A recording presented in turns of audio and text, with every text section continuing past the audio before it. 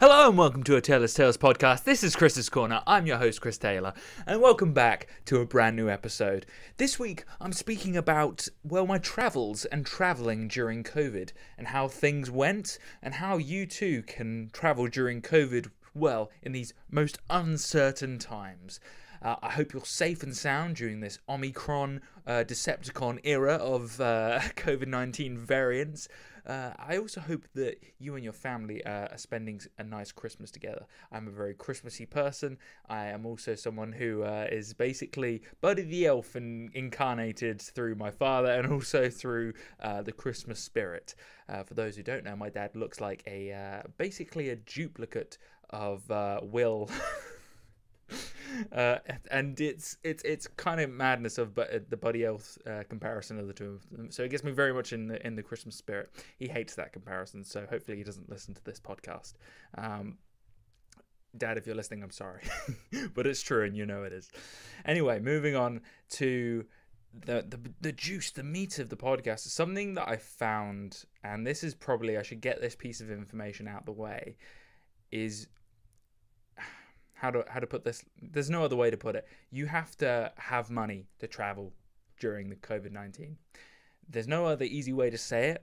It's like when you're trying to whack up miles on a plane, for instance. The plane mileage, when you're trying to get those extra points or credit card numbers. In order to be able to get those numbers in the first place, you have to have either the credit card to do so, or you have to be traveling a lot to be able to obtain those benefits.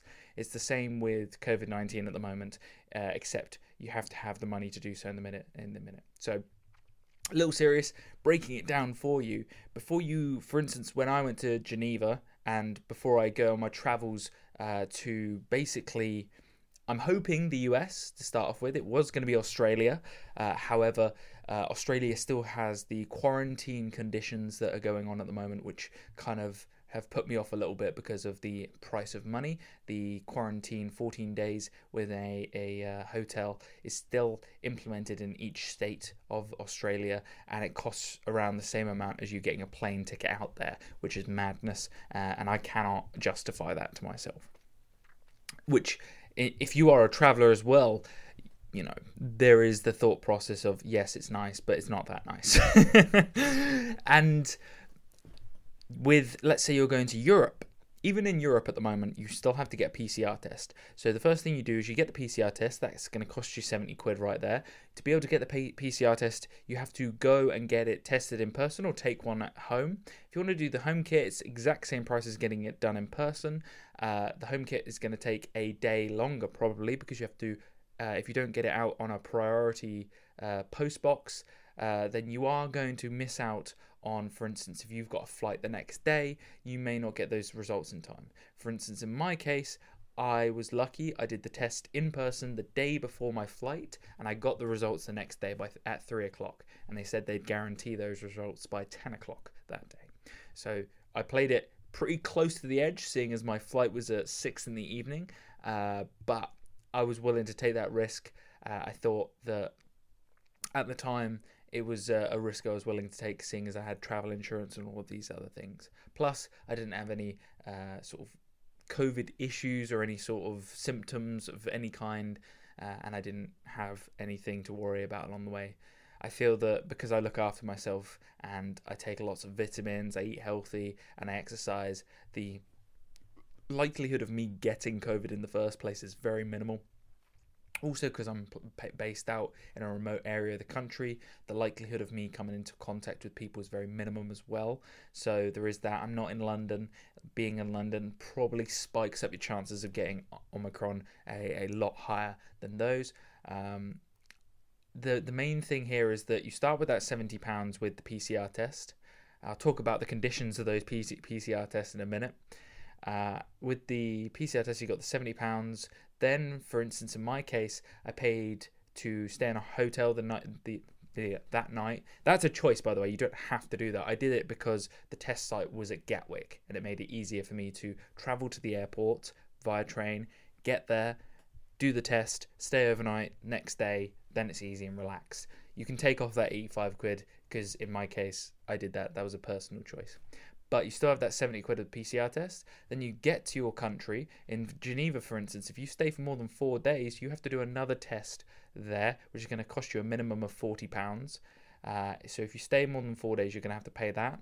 And then if you want to go back to the UK after that, you're going to pay a minimum of 40 quid again for an antigen test. And then you're going to pay another 69 quid for a PCR home test as well. So you can see how this is quickly and very easily whacking up the sort of price for travellers. And so you've got that 140 quid in the first place just from the 2 PCR tests, and then you've got another 80 quid depending on how far, how many days you're staying in that country for. Let's say if you're just doing, in my case, you're doing a 4-day trip or a 5, whatever you want to call it, 4 days, 5 nights, whatever, and you do that, you're looking at around 180, but 180 quid on top of your flights, your hostel, or your hotel, and then your food and your stuff there. It adds up very quickly, and I'm not going to try and sell it to you that you're gonna be finding it cheap. I think it's only going to get a little bit worse actually when it comes down to traveling. I think they're trying to maintain a level of trying to maintain people from not traveling actually. I mean, I was in the South Terminal of Gatwick and it was a bloody ghost town. You could have found dead bodies in there because it was like a graveyard. There was nothing in there. There was like people like scurrying about. I swear, I could have heard, if I'd started shouting, I could have created a massive echo going on, just like talking to myself from one side of the bloody airport to the other. I mean, obviously the flights aren't going on in the South Terminal and that's why it is mainly empty. But that's crazy. I'm so used to the pre-pandemic South Terminals going on. You've got flights going there. You've got people buzzing about. But even in the North Terminal, it was still relatively calm. It wasn't as busy as I'm used to. There was still relatively good travel going on. It worries me a little bit because number one, the travel industry is going to take a massive hit again because of Omicron, the fear around Omicron. Getting COVID as well. I have seen more people are getting it because of the spreadability. And people are just worried. People are worried that they're not going to be able to do things and be able to see people. But I think actually it's just stopping people from wanting to leave their houses in the first place. And I would actually say, I'm going to start off by saying, don't be too worried. Yes, it is a fear. If you do all the right things, you follow the measures, you can travel. Again, if you've got the money, you can travel. They are just putting these barriers in. Vaccination, traveling, PCR tests in there. It's one barrier after another. But once you get past all those barriers, it's like nothing's changed. You are just going on a holiday again. You are enjoying that relaxation. You are enjoying what you're there to do. For me, being in Geneva was brilliant because it was a breath of fresh air of a really new place. I hadn't been there before. I thought I had when I was younger at 18. I'd actually been to Montreux and not to Geneva and just not realised it at the time. I know how to mix the two up. I was told one thing and saw another. It doesn't matter. But the point being is that it was great. It was a new place and a new way of life, and I got to practice my French, and I try my best in that scenario. And again, being able to just do the simple things like asking for food and saying hello and really enjoying the process of going about somewhere that doesn't just speak English is great. It's a real challenger for you. And even if you're tired, you still have to be in that mindset of, I'm going to try and communicate today. And generally have a general gist of what it's going to be like. And I think Geneva's great. I think it's a beautiful town. It is a town. It's not really a city to me because you can get about it in a day or two. You can go around the entire place and see the entire city within 1 or 2 days and really get the gist of the mapping. And for me personally, once I've memorized the place, I don't forget it. So for instance, if I was to take my family back there today, I'd be able to take them around the town very easily and very quickly because I've mapped it out. It's the same with most of the places I've visited. I really am grateful for the fact that I am able to map out these things in my mind and be able to really enjoy a place because I've got to know it through its characteristics and yeah, I mean, in Geneva, it's like that gothic look. It's got that really dark, but also grey area. But then when it's sunset's coming down, it's got almost a misty pink vibe to it. So it changes. I love a city with a multiple personalities in it. It's so different when I look at the cities of England in comparison. And I think it's because it's got that Germanic French inheritance to it, and it's got both of the sides, and you can see that in the architecture and the food and the language and the people and then the sort of the fact that shops are closed on Sundays. I mean, I went over a lot of this in my previous podcast with Noshin, and I really felt that we tackled merely the surface, but it really gave a really good gist of there's some real benefits in being a European country in comparison to being in the United Kingdom. And I'm really looking forward to hopefully traveling a little bit more over 2022. Let's see what happens. We'll see how Omicron decides things, because I think some things are just out of our hands. A lot of people get stressed about that. My main goal, and I think many people hear this in life, is that if you can't control it, don't worry about it. Tick it off, move on, do what you can, and that's it. And from there you can start to take into account.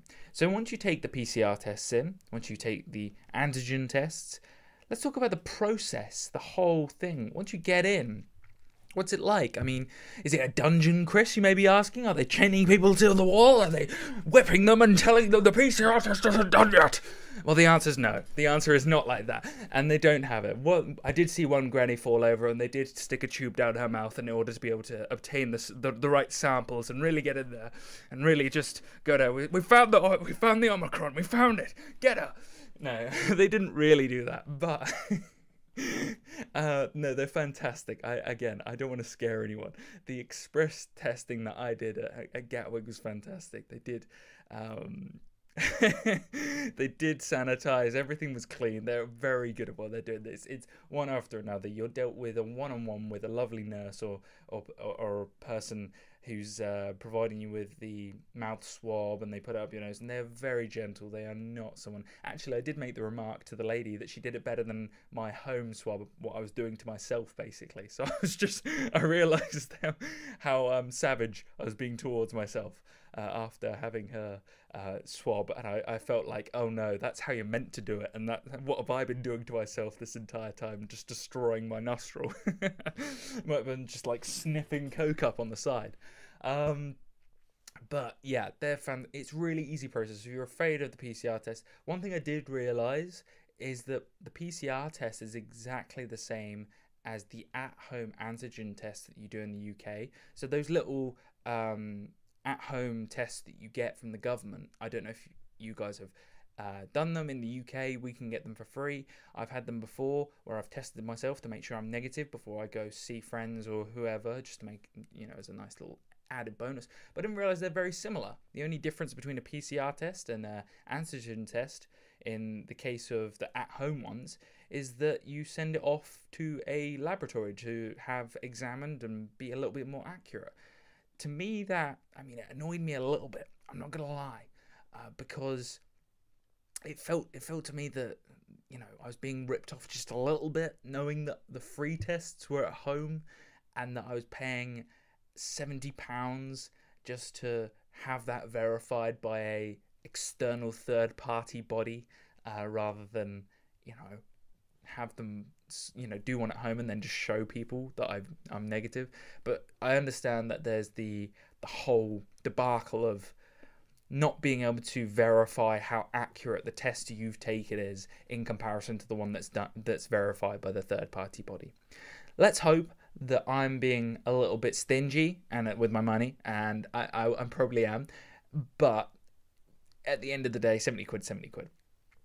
And then I realised when I went to Geneva, and I was in Switzerland, and the Swiss governing body of M3, which were the guys who are the third party body for the Geneva area, who do the testing, they when they're doing the antigen test, just do the nostril, which I was strange. I was like, oh, okay, just that, and then you put it in the little square thingamajig COVID test and see whether it's working or not.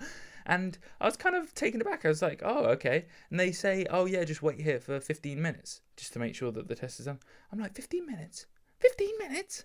I'm used to waiting for 30 to what does it say in the UK one? I'm just sat there like, these time accuracies, they're all over the place. They're just throwing them around like numbers. They're just sort of like, we'll just pick a bloody number out the air. We'll just say whatever you want. You'll stand there for however much time you can waste. Is that's probably, I'm overreacting a little bit, but nonetheless I kind of find it funny how there's a discrepancy between the different times that are written down on the formal pieces of paper in comparison to what different countries do or different governing bodies offer. But yeah, I hope I'm getting across that the processes themselves are pretty simple. It's just the cost that puts people off. I think once you actually do it, I think for me, because of my location, it makes it that much harder for me to get to a PCR test and get tested, which is annoying. But I know down the road in Bristol, they've got one there in the city centre. I know they've got them in Reading. I know they've got them in the majority of the major cities in the country. And if you can get to them, then it's really easy for you. However, if you can't, you have to like me, you have to get there, get the test, and if you're not going on your flight the next day, you're going to have to come all the way back to your home, and that's you're paying extra for this. And if you don't do the PCR test at home and you don't have the time, again, there's lots of varying factors which creates this anxiety around travel. For me, I was thinking to myself, well, there's 4 different steps here that could fail, and let's say the PCR test fails, I get positive. That means I can't get on my flight. I have to cancel everything and then hope that my money gets returned to me. And, all of these things. And even when you take the PCR test, let's say it comes back positive. You're not getting your money back for it coming back positive. That PCR test is paid for. That's it, done. And if it comes back and it's unclear, they'll want to do another one and you have to pay for another one. You see what I mean? These things add up one after another. So although the process is easy, there are so many extra factors that put you off this little bit. So I'm hoping that as I do this more and more, it will become easier and easier, and I will become less stressed about the whole situation. Either that, or I will test positive one time, and it will be I will just be constantly worried that I'm going to test positive again. Anyway, so let's have, I've talked about the process. I think putting that aside, it is simple. Once you've done it once, you can do it again. Find your center, go there, pay your money, do it, done, results by next day, sorted. Now, although I've said the money's the major put offer, that's not even a bloody phrase. The money is the major downside to this. There's also the con of you have to present multiple pieces of paperwork, in my case it's all on my phone, to either the UK government or whatever government you're travelling to, and then you also have to present it to the governing body that you come back to. And so I had, for Switzerland, it must have been 3 different pieces of information. So I had 4, and then 5 for the UK. So for the Swiss, I think I had the Swiss locator form, so they knew where I worked, which has your address, which has the PCR test you took, which has just all of your personal information on it. Then you need to have your, for instance, in my case, the NHS vaccination passport to be able to get into the country. Then you need to have, on top of that, the PCR test certificate. And then you also have to have your normal passport as well to be able to get into the country. And then on top of that, when they are doing it, it is just one guy who goes through this information. And the guy who took me luckily spoke English. But imagine if you didn't have that. Again, these little things I'm trying to get across now, because let's say you're traveling and you don't expect any of this. You're just going in thinking, oh yeah, I can travel and I'll just follow the guidelines. There's many different factors that can come across as well. There's certain countries that don't accept certain tests. You have to be very specific. I think going with the PCR test, although more expensive, unless you are certain that you're the government you're going to accepts the test you're going to take, I would take the PCR test just to be safe if you're not sure, and go from there. So once you've got those 4 pieces of paperwork, you have to show them one after another. And if you're like me, and you didn't have an internet connection or anything along those lines, you have to make sure you've downloaded all of this to your phone in the first place. One thing I had to do was go on my laptop. I had to get all the paperwork downloaded on my laptop and then drag it across to my Google Drive, download it on my phone via the Google Drive, and make sure I can just have them all as tabs across the phone. And for me, that's the simplest process I've found to be able to transfer files via a Wi-Fi signal. So most airports have free Wi-Fi, I found. So you can utilize that. You can get it all in order before you go through security. And then once you go through security, you're safe. You're sorted. You don't need to worry about all the paperwork. The only thing, if you're like me, you have to worry about is the PCR test results coming back. I remember being sat in the lounge.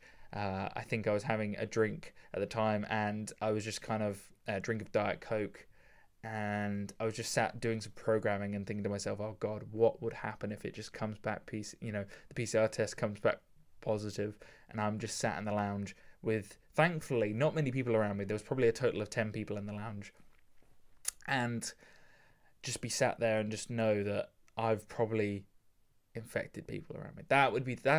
For me, that's the worst, knowing that I've hurt people. That would really get me, and there's nothing worse than that, knowing that you've affected someone else. Maybe you've even affected someone's Christmas plans, for goodness sake. There is always extra factors that you could be thinking about. So yes, there's these little things that are going to be in your head. I'm trying to get them across from my perspective, so that you can have an idea of some of the anxiety issues around it, some of the stresses. I don't think the PCR tests and this whole process will be around forever, but as we've seen, it's been an on and off thing. So let's say there are variations of COVID.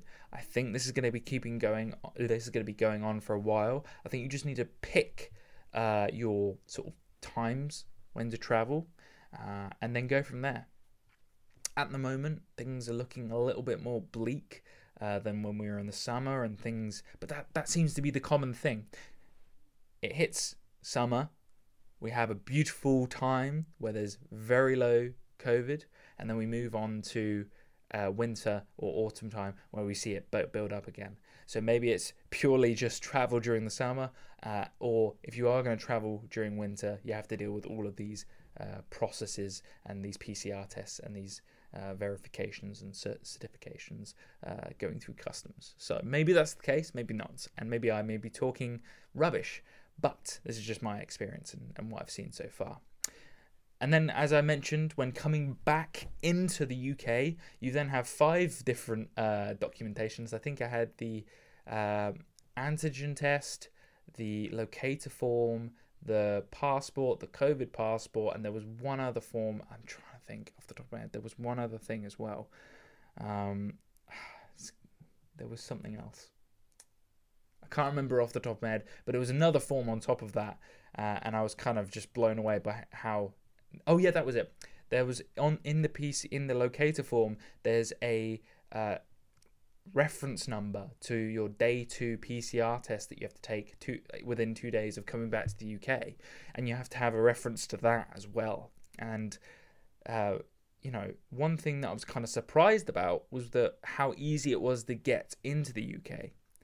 So Switzerland, it was quite difficult, maybe because I'm a foreign body, traveling.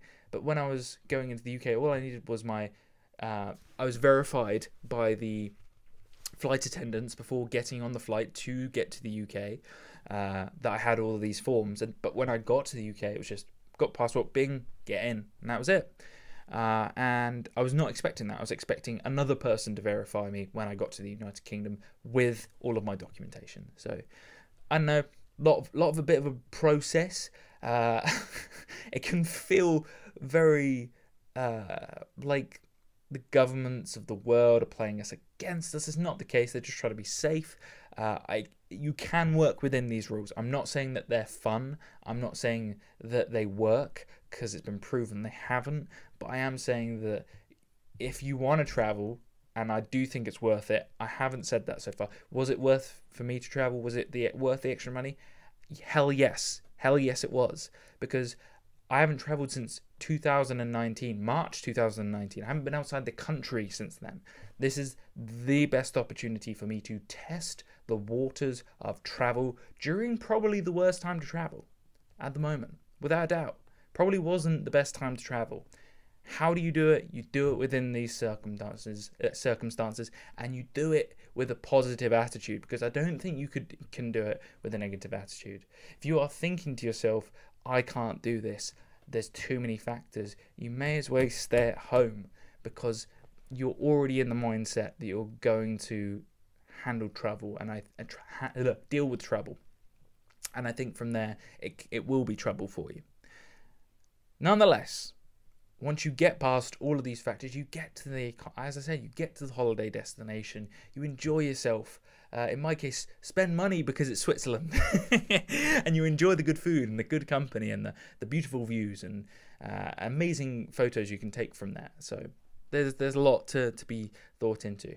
And you may be asking, Chris, will you do it again? I will do it again. I will be thoroughly looking forward to doing it again. And I don't know, it's just, there's something to me that says that it's going to continue. It's going to continue through January, February, March, and April, I think. And I think that from there, we have to assume that it will repeat itself next December as well. But being an optimist and being someone who likes plans, I'm happy to change my plans. And really work within the boundaries. Like I said, I cancelled my flight to Australia because I was very aware that I'd be having to pay extra money, and that Australia is probably not the best place to be at the moment. I mean, there's a lot of issues going on at the moment there. It looks great. If it's just normal day, it looks like a normal day from the perspective of some of my friends out there. But at the same time, from a news perspective, if you were to just go to the major outlets, you'd think that Australia was burning to the ground. It's not. It's totally fine. It's just that if you were to operate just purely off the news, you'd be thinking to yourself, oh my God, what have I got myself into? I think it's purely the extra rules. I'm happy to do all these tests. I'm not happy to quarantine, because you're wasting time, and I can get money back. I can't get time back. I will say this I'm blue in the face. You can get money back. You cannot get time back. Time wasted is worth so much more than money wasted. Like, I will, if you're going to get any advice from this podcast, I've said a few gems here and there, but this is one of them. You can waste money, but if you waste time, my God, you are asking to be 75 years old, looking yourself in the face and thinking, damn, what did I do with my life? And I'm dead serious about this, because this sort of thing to me it means so much, because I know how I've utilized my time in so many ways, and some people may think that time could have been spent elsewhere, but to me, I've utilized my time in the way that I would want to spend it, and you can't ask for more than that. You can't ask, for me personally, I find myself thinking how proud I am of myself, of how I've dealt with things, and how, as a person, how happy I am the majority of the time. And I don't think everyone can say that. I genuinely don't, and especially within my age group, because now I'm nearing the other end of my 20s, going from that mid range up to the closer range of 30 as a 26-year-old. So you've got to think that there's more expectation, there's more responsibility, there's more lack of a safety net to be able to handle you from there. And I think this COVID period is a great tester for you to find out who you truly are. Because if you can handle being on your own, and if you can handle not having access to the stuff that you've normally access to, having hard times to push you, and you come out stronger, it's going to be a real interesting time for you in the future. I think that's really positive. So, on top of that, will there be extra rules? Oh yeah, I didn't even mention the fact that you are wearing a mask 24/7 within airports, airplanes, and transport. And it's just non-stop. And you do feel a little bit suffocated. So by the time you get into the next airport or you're out of the transport, you do feel like you've been suffocated for the past, however many hours you've been traveling. So get used to wearing a mask. And in my case, find a really comfy one that you can breathe in. One for me, I've got 3 of them. I wash them regularly. They are personalized for me. They are, one of my favorite ones has a deer tattoo on it, and it's really cool. So it's designed well, and it's breathable, and I don't feel like I'm suffocating in it, but at the same time, I am also protecting people by I think it's a little bit thicker than the other ones, so I feel like I'm breathing less into the airspace of other people and more into my own airspace, or whatever you want to call it, my own bubble. Point being is that if you are a little bit claustrophobic, it may get a little bit tense for you, especially with the masks, the planes, the trains, the automobiles, all of those things, and that's a great film. So I think I've given you the whole process. You start from the beginning. You have to book all of these tests in advance. Be very organized. Don't do what I did, where I didn't book the PCR test day 2 until one day before I traveled back because I totally forgot about it. Don't do that. But it's typical me. The best way to learn from these experiences by going through the experience in the first place.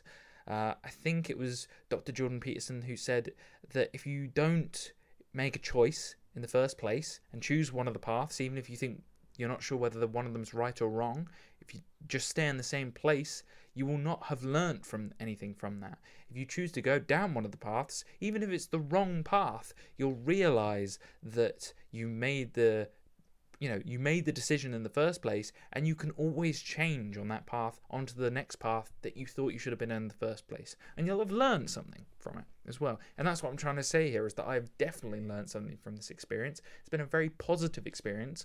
A lot of brilliant people, all the staff that I've talked to, all the people that I've been in contact with. By the way, I didn't even mention I was negative for all 4 of the COVID tests that I took. I took one at home beforehand, a rapid antigen test, then negative, then got PCR test, negative, then got to Geneva, did the antigen test for going home, negative, and then is that 4? Home, PCR, yes, and then PCR test day 2, and that was negative as well. So I have the immune system of a Greek god. Kid. It is the wall of Helm's Deep. It's only got the smallest of failures, and that's eating far too much sugar and sweets. That's my own. That's what the water bit is in the wall of Helm's Deep. There's a little canal or whatever it's called. I forgot what it is. It's like, but anyway, point being is that if you do have a strong immune system, you should be less worried about COVID, and you should be able to travel a little bit more, safely, but also not be too worried. Because remember, when you're in a plane, you're surrounded by 100 or so people in a very confined space. And I think it was one of the latest podcasts I was listening to, is that's the easiest place for COVID to spread, is in closed spaces with minimal airflow. So, for instance, if you know someone has COVID and it's within a room, for instance, that has minimal airflow and is, for instance, an office space, which is mainly where people get infected, I've heard, then you are really likely to find yourself having an issue there. And going from there, it's avoiding people with the symptoms within these small places. Anyway, I'm not here to do a COVID bloody prevention explanation. I was just here describing the process that I went through of traveling. And what do I see in the future? Well, my hope is, right, that Omicron may be infectious, but it's not as deadly. And as they've said, variants of the original disease are normally weaker. That's what I'm hoping for. I'm hoping it comes to January, and while the higher sort of spreading of the variant is higher, but it's not causing as many issues in the NHS or deaths. That's my hope. If it's not the case, then there will be travel issues. There will be problems for myself, but you don't need to worry about it, because I'll be banging out the podcast week in, week out anyway. And you'll be fine. The point is that within every scenario, you have to look at the positive and you don't look at the negative. It's out of our control, all of this. We're all worried. We're all anxious. We're all bloody feeling like the world's ending because it's been 2 years of non-stop COVID. We have to control what we can control and not control what we can't. And from there, that may sound like philosophical bullshit, but it's not. It's practical and it's useful. So, here's the process of travel. I hope you go traveling too, and I want to hear stories from friends, family, all of these things of people going through this process, because the more we talk about it, the more people know.